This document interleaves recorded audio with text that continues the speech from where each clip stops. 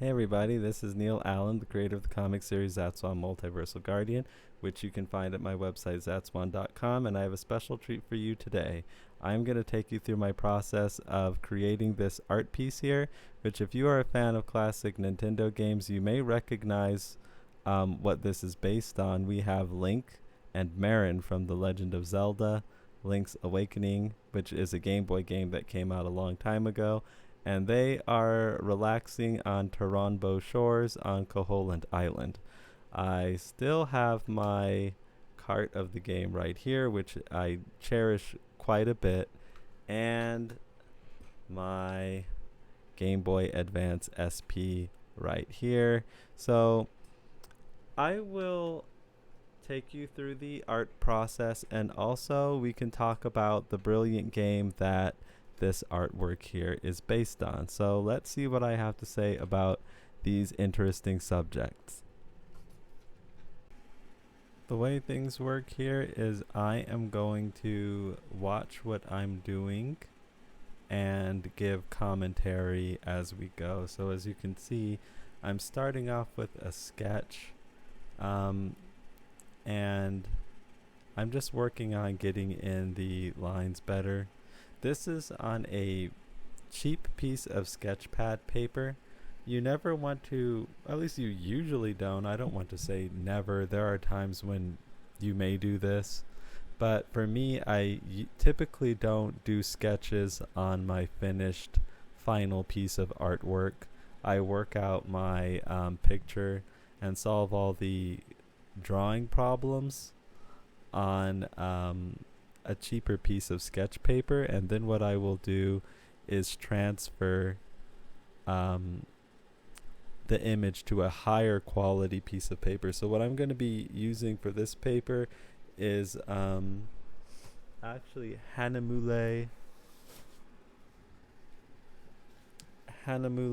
watercolor paper, which is actually cold pressed and 140-pound cold press paper. So I've been using this Hanamule paper quite a bit recently. I got it for a Christmas present, and I've really been enjoying it. The cold press has a nice texture. I find it's not as textured as the Arch watercolor paper, and I actually think I kind of like it better. So right now I am getting in my lines. You'll notice I'm actually using a pen here to ink. Even though this isn't my finished piece of my finished artwork, I am actually doing some inking just to get my lines in there more confidently, so I know actually what lines I want to work with and which ones, I could just ignore when I decide to transfer my piece over to the higher quality paper. So as you know, is obvious, this is an artwork based on The Legend of Zelda Link's Awakening, which is a really beloved game for me. So now I'm coming in with what is my favorite inking utensil, which is a Winsor and Newton Kolinsky Sable brush. This one is a size 4, I'm pretty sure. Now the brush takes a lot of finesse to use and to master. It's more difficult, I would say, to firmly and confidently get control over than any type of pen. But when you do, it's just such an incredible inking tool. You could get variations in the lines very easily depending on how you're pressing down on the paper and what you're doing with your hand. You could go from a thin line to a thicker line really easily. The lines have a nice, beautiful, flowy quality to them that I find you can't really achieve with a pen. So I've gotten pretty confident in my brush work here. So I like to use this brush a lot. I'm going to be using it to get in the main lines of the figures here. That said, there are definitely places for pens, and I will use a dip pen in this piece as well. I really love dip pens too. So now we're getting in some of the hair texture with this brush. But yeah, this is based on The Legend of Zelda Link's Awakening. So the characters we have are Link that I'm inking in and Marin. When I was younger, I was a really, really, really big Zelda fan. I still love the Zelda series a lot. I don't follow it as religiously as I did more in my younger days. Like, I've loved Zelda for as long as I can remember. I had older siblings who were like really into it. So just when I was a little kid, I was younger than my siblings. I'm the youngest. Um, there was always Zelda games around. So Zelda's a thing that was always just there for me. And one of the games that I played a lot. I played a lot of them actually. Like I said, I was a really big fan, but this was one that I played quite a bit, Link's Awakening. Um, when it comes to favorite Zelda games, that's a really difficult thing to choose. Well, kind of. Honestly, the ones that I like are so good that, you know, it's easy to choose multiple Zelda games in a list of my favorite games, and I think I would do that, honestly. So now this takes quite a bit of practice with this brush, especially this size. A lot of times when people are doing this type of inking, they use a size 3, I think. I actually am using a size 4, but I'm comfy with this. So I'm doing some of this fine detail work with this brush.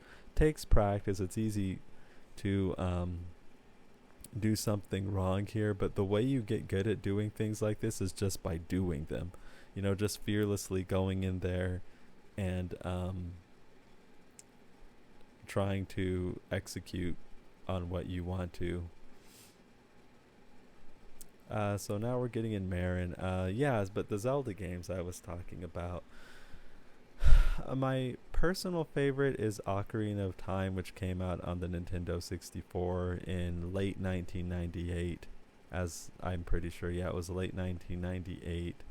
But A Link to the Past on the Super Nintendo is really, really good too. And this game came out a couple years after A Link to the Past released. And this game had really big shoes to fill because A Link to the Past is also generally thought of to be like one of the greatest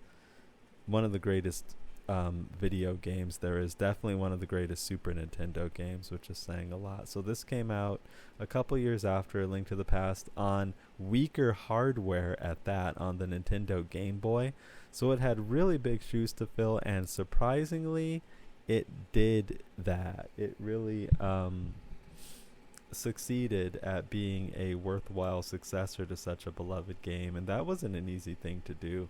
Interestingly, Shigeru Miyamoto, the creator, legendary Nintendo developer, he was the creator of The Legend of Zelda and also the creator of Super Mario Bros. And Donkey Kong. This was the first Zelda game that he was not involved in. So it also had like really big shoes to fill in that sense. Like the guiding force of Zelda wasn't involved for the first time in this particular game. And you know, you can actually feel it because this is the first Zelda game to have kind of a different sort of flavor compared to the other ones in some ways. Actually. I mean, I say a different sort of flavor, but Zelda 2, The Adventure of Link on the Nintendo Entertainment System was quite different in its own right, just in different kind of ways. Getting in some of the hair texture with this inking, and we're sticking with this Kolinsky Sable brush to get in these lines here. But yeah, Miyamoto wasn't directly involved with the development of this, other than maybe, you know, kind of giving his blessing for it, and maybe offering some thoughts here or there. I think that what I recall reading about this game is it started off as a project in like some of the developers' spare time, which is how I heard Mega Man 2 on the Nintendo Entertainment System also started. Just some developers were doing some things in their spare time. and it eventually blossomed into this game. What I heard is that they were trying to port A Link to the Past, the Super Nintendo game, over to Game Boy. It began like that, but then this just sort of evolved into its own project. And like I said, with a very different flavor. It doesn't take place in the land of Hyrule, which is the traditional setting for the original and traditional setting for the Zelda games.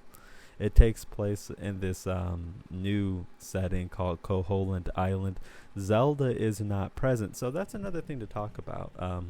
You'll notice that I have Link here with this character Marin, who is not Zelda, and we'll get back to that in a second, but I did want to come in and talk about what I'm doing now, which is bringing in the dip pin, which I am a huge fan of dip pins as well. This isn't the brush anymore.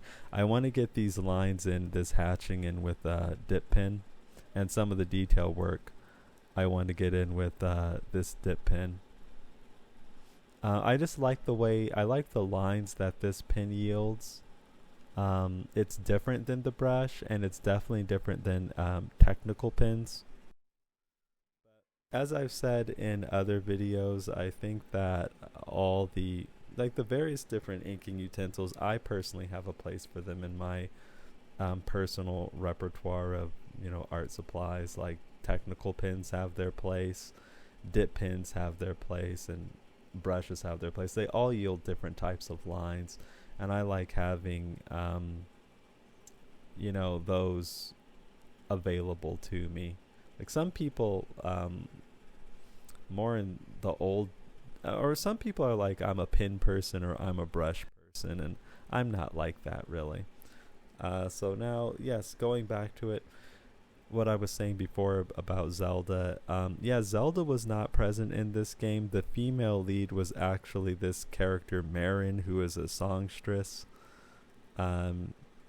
She likes to sing and play the harp.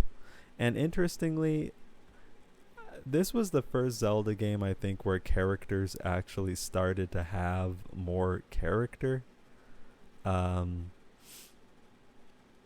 Like Marin, I think, had a deeper character and a more interesting character than Zelda did at this particular time in the series development. Like Zelda was just that princess that was typically off screen, that just needed to be saved. She didn't really play much of a role beyond that. Miyamoto, I mean, he was an old school developer. Shigeru Miyamoto, the creator of Zelda, he basically was just all about gameplay. And then when the scenario writer for A Link to the Past, the Super Nintendo game that preceded Link's Awakening, he came on board and tried, he was the one who was injecting more and more lore and more story into the Zelda franchise, into the game A Link to the Past. And because I think he had a background or a desire to get into like film, so he was actually making this more complex story for A Link to the Past that evolved all this interesting lore and backstory. And Miyamoto, from what I recall reading at the time, was like, why are you doing that? Stop doing that. Stop doing. He was like trying to discourage the guy from inputting all of that. I don't know why. I just because Miyamoto was just old school developer from a different time. Like these days, it sounds like really weird, but I suppose maybe Miyamoto at the time thought that was a distraction, which he was wrong. I think generally people, the greater focus on story and and lore in A Link to the Past was well received. Now, what I will say about A Link to the Past is that it really developed the lore of Zelda a lot, but the characters remained kind of empty and one-dimensional. Like the lore was really like expanded upon, but the characters themselves were still. Zelda was still just that princess. Link was still this silent hero. Ganon was still just an evil wizard who was just evil and driven by greed. And, it worked. I'm not saying that there's anything bad about that. I think it worked just fine. But it was Link's Awakening. This game the game that this art here is based on, that was the first game I think where characters actually started to kind of develop more and matter more, and their idiosyncrasies started to come to the fore more. And I think it's interesting to say, but the absence of Shigeru Miyamoto as the creative force may have helped with that.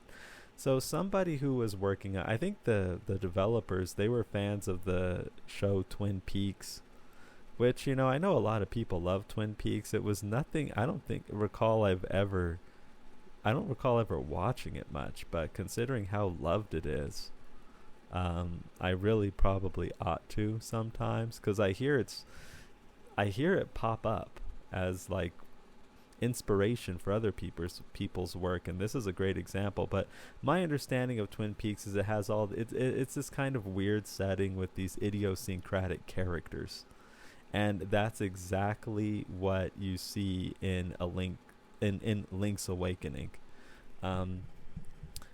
A lot of what I think is impressive about what was done in Link's Awakening is that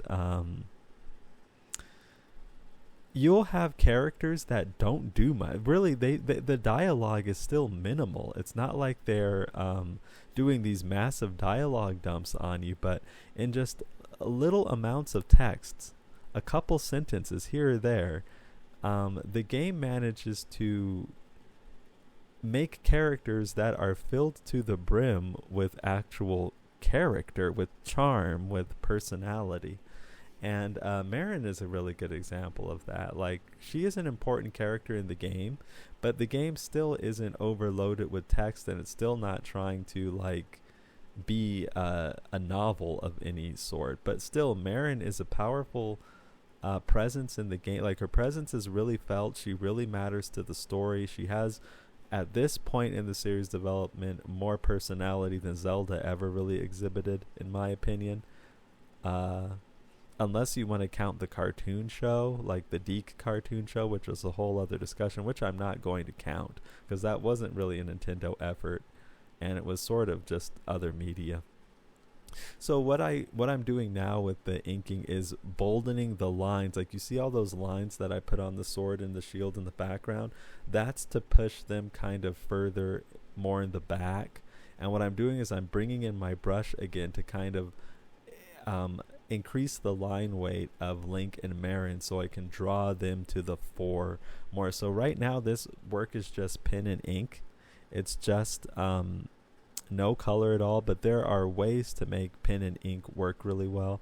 And right now what I'm doing is putting some shading in on the clouds and the background. You see, it's interesting, all those lines in the sky and all those lines in the background. Where I got the inspiration to work like that was through studying and examining some of the pen and ink work that was done in like the colonial days in America, like say the 1700s. And I was looking at the pen and ink that they were doing in those days, and it really inspired me to incorporate some of the techniques that I was observing, to incorporate those techniques into my own work. So a lot of the lines in the background, to kind of set it more in the backdrop, a lot of that was inspired by some of the work that I saw in cartoons and pen and ink illustrations, you know, from the 1700s and through some of the old masters. Okay, you see that plastic device there? It was on screen for just a little bit. That was an Ames lettering guide. There's a lot that I can say about that, but it's mainly used for lettering, for hand lettering, like what you would see in comic books and other things.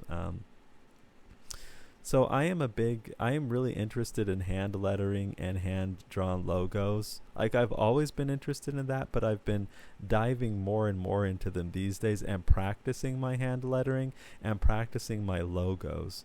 So right now you're going to see me work on the Link's Awakening logo.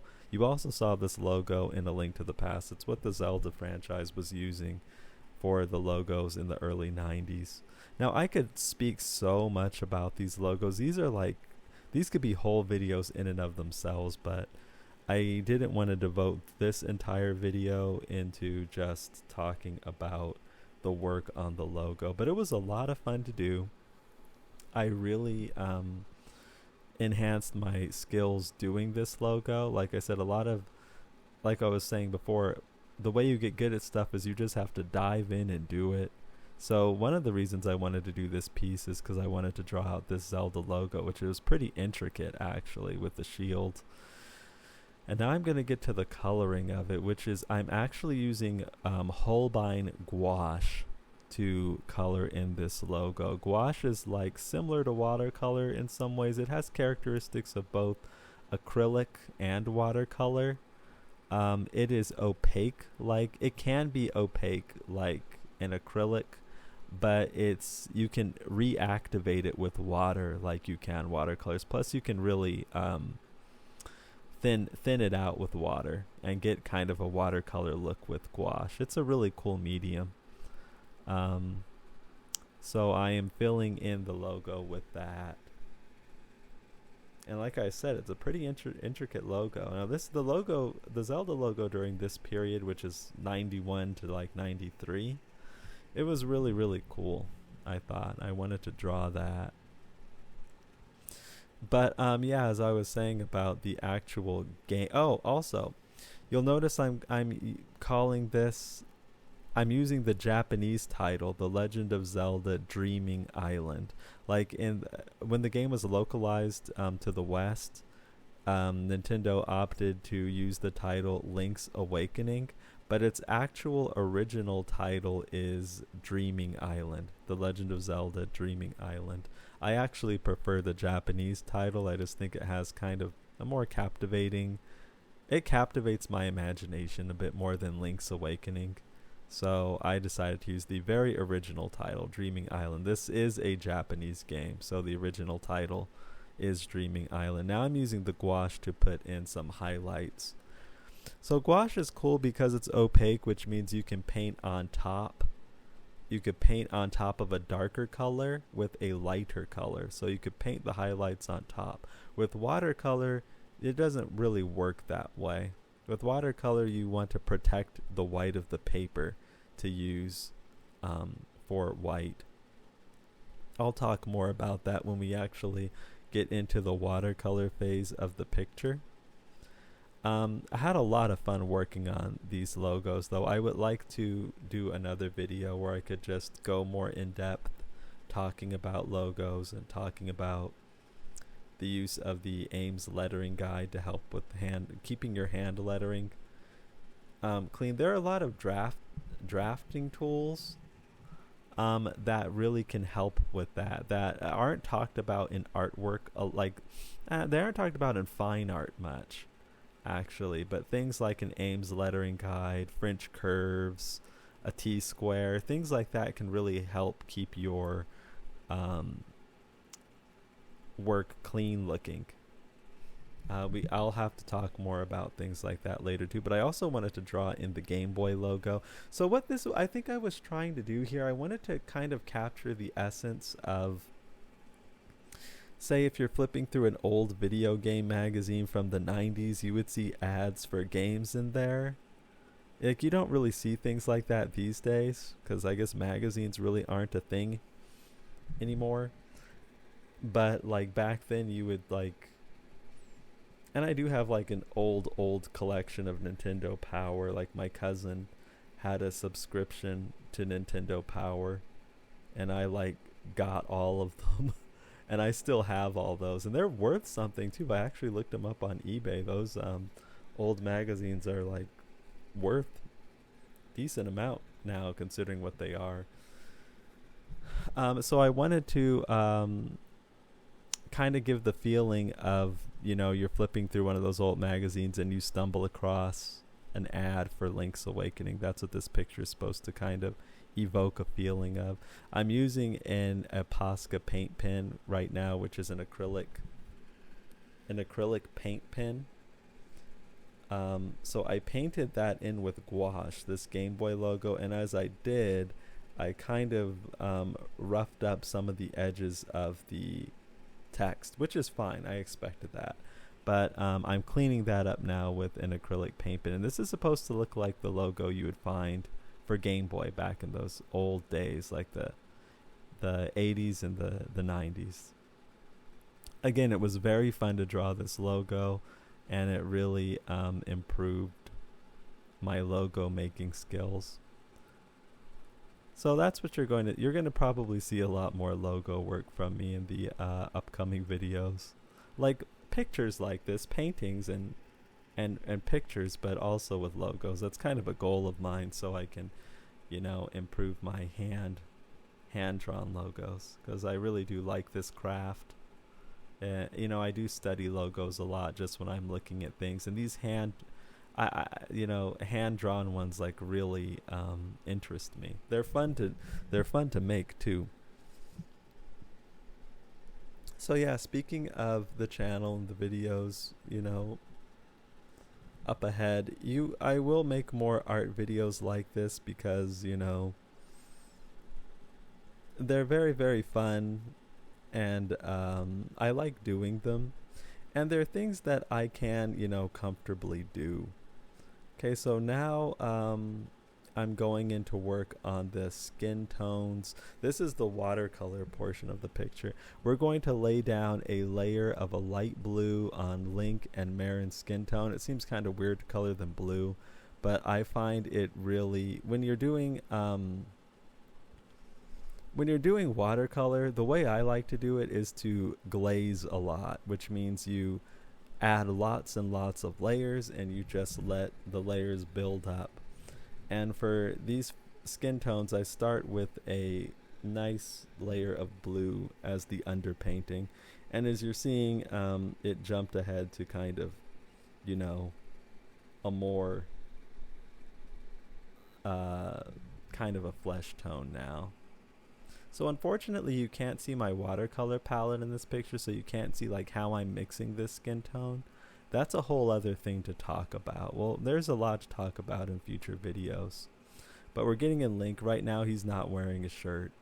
And I made Link kind of a buffed up bro, sort of here. He appeared in an old Deke episode of Captain in the Game Master. And, I thought he was a pretty strong appearance in that. Like a late 80s cartoon show. He seemed mature, he seemed experienced, and I kind of really liked that depiction of Link. Here I didn't want to depict him as like the little boy, which with Link you can kind of go both ways with that. So I kind of depicted him more as like an adult Link, you might say, in the fandom.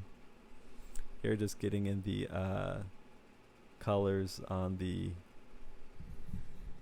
shadows, just building up layers with these skin tones, which is really nice. So as I was saying, yeah, I can do videos like this. They're fun, and I enjoy doing them, and you'll see a lot more of this from me in the future, just doing artwork and talking about the subjects that I like to draw.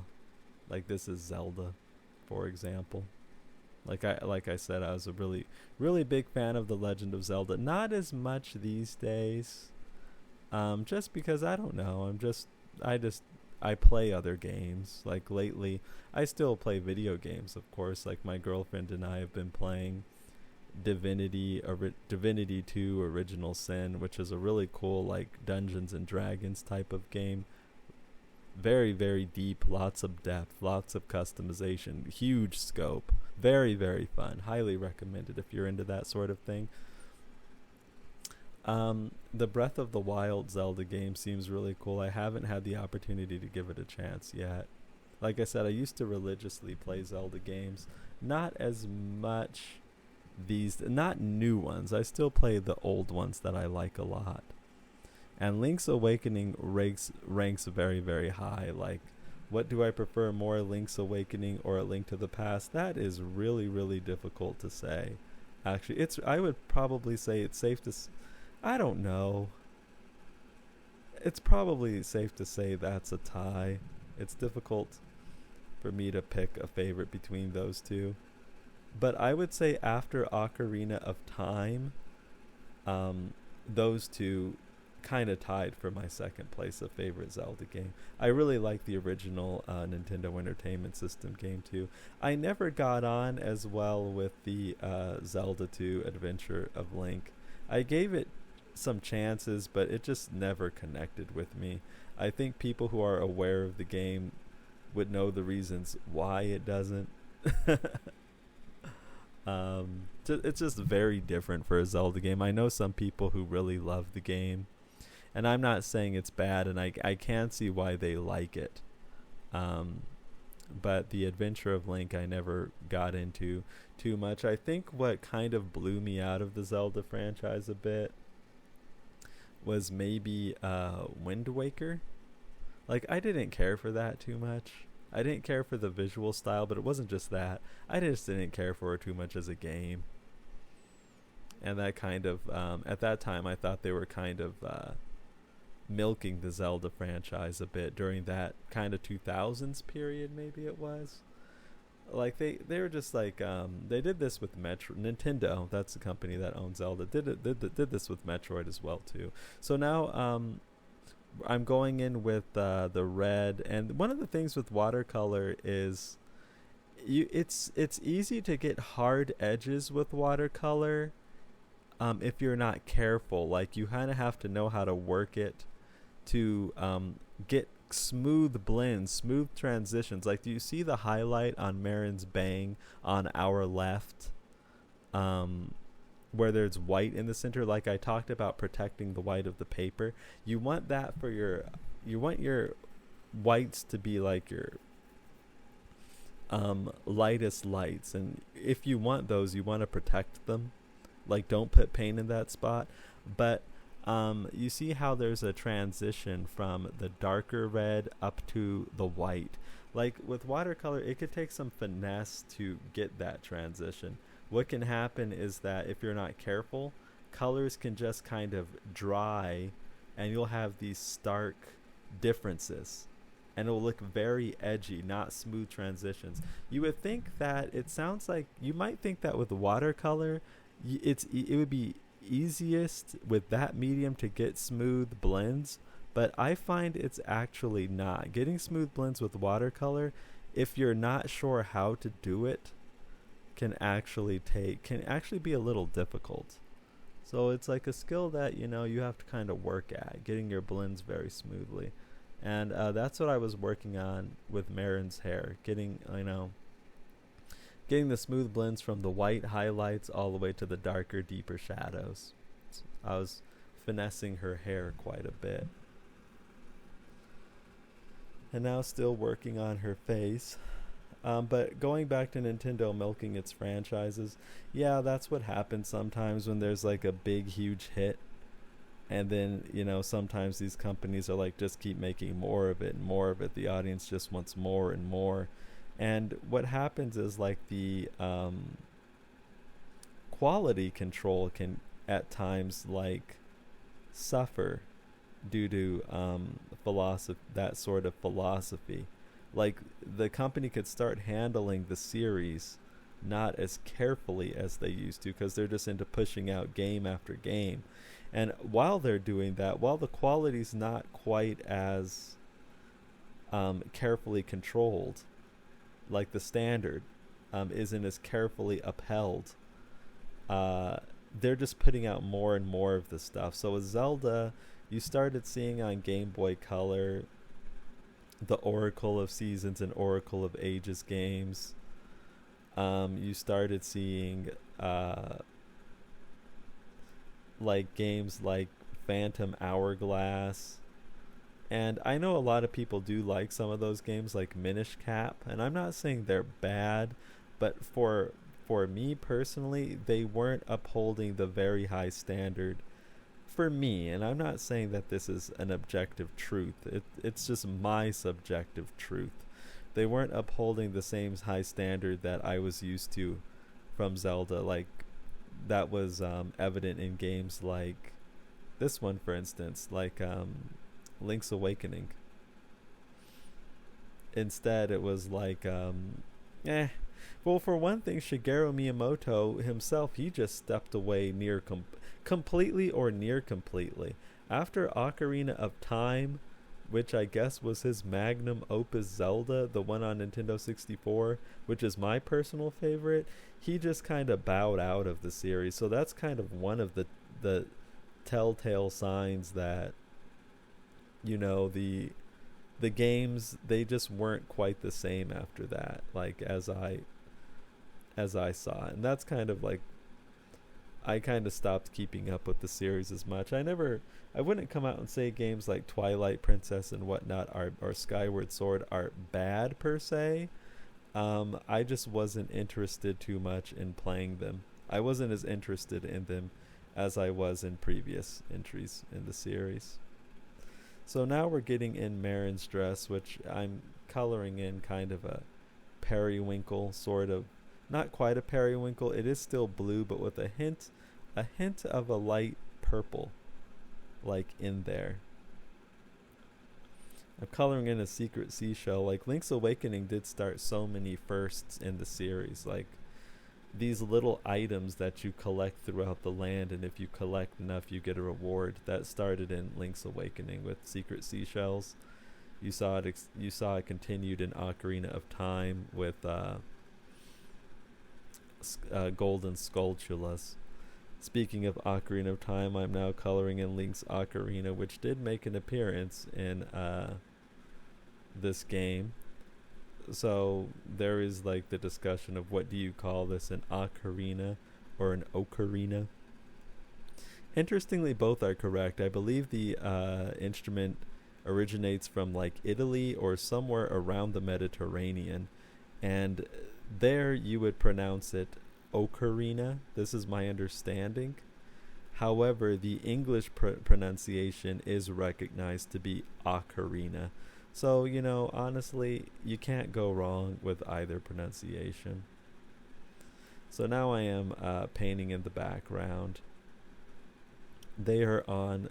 This is supposed to be a scene in the game, or it's supposed to kind of nod to a scene in the game where Link and Marin are on Taranbo shores, and they're kind of having a heart-to-heart moment. Again, the game's text is really simple, but it does a surprisingly good job of injecting a lot of charm into the game, just with the minimal text that it does put forward. It's really impressive, actually. I'm really impressed that the game managed to do that. And even as a child, I like felt that these like Marin meant something to me as a kid. You know, like she really mattered to me as a character, and I really just valued her as a character, as a player of the game. Now we're putting in some of those shadows with the clouds, still getting the background in.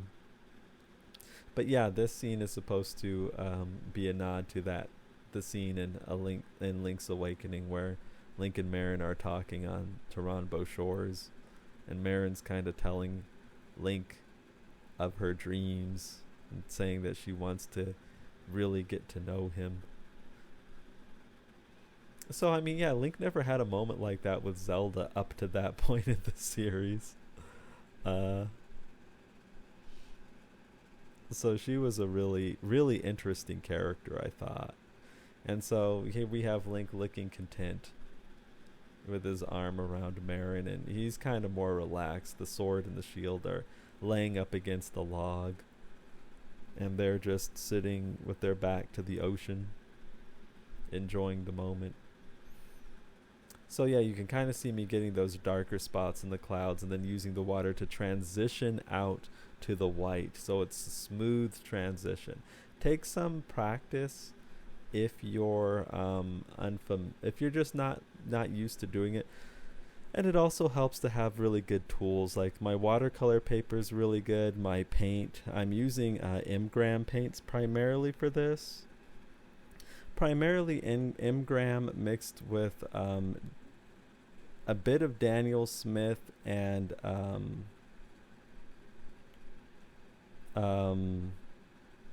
Schminke.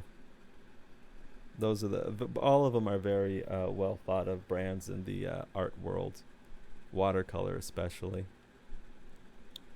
Now getting that sky in, So there are a lot of blues I have to like juggle here. There's the blue of Marin's dress, there's the blue of the sky, and also the blue of what I will be putting in for the water, which I'm putting in now. It's fine to repeat some of that, like repeat some of the same colors for color harmony, but at the same time I do want to make a delineation from the water and the horizon there with the water to the sky. So the blue for the water is going to be more turquoisey, and the sky will be just more of a light blue. And for Marin's dress, I put in kind of a, like I said, a hint of purple on the dress, because there are purple in other parts of the dress. So I didn't want any of the blues to like, well, the thing about it, when you're doing these pictures, you want your picture to be very clear to anybody just at a glance. You don't want the viewer to be confused, to know what is this I'm looking at. Like that type of friction I don't think is good for your piece. And you'll notice I am painting in another base of a light blue on the palm tree. That kind of cooler tone's going to set the palm back, so it isn't competing with Link and Marin, so you know instantly it's in the background.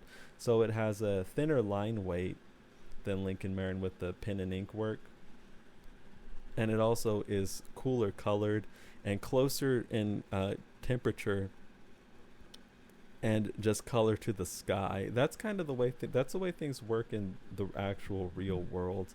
Take a look at the world around you, and if you like look at things in the far distance, they will be colored more of a blue, and things more up close will have less of that effect. So now I'm coloring in the shield, which again has that blue tone to it. And I know I painted in the blue tone on Link and Marin's skin tone, but I warmed it up a lot with subsequent glazes. What I'm doing now is I'm actually going on top of that water with a gouache, an opaque paint, and putting in the sparkles. So we're almost to the end of this piece right now, actually. So that's the sparkles on the water with the clouds behind them.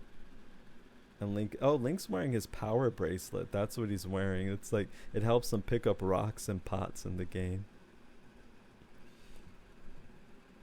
And you'll notice the sword and the shield, it isn't the classic Hylian shield or Master Sword look that emerged later on in Ocarina of Time. It's a different look. And now we're at the end of this, and this is the complete piece. I am very, very pleased with how this picture came out. It was a lot of fun to do, and I'm just very happy with the pen and ink work as well as the watercolor work. I think that this is a really, really neat look for the characters, and I'm very happy with the logo work that I did too. Really happy with that. That's gouache on both the Zelda logo and the Game Boy logo. But I wanted to thank all of you for coming along with me on this journey, and please let me know what you think about this, and also what you think about Link's Awakening. I'll see you all very soon, okay? Take care.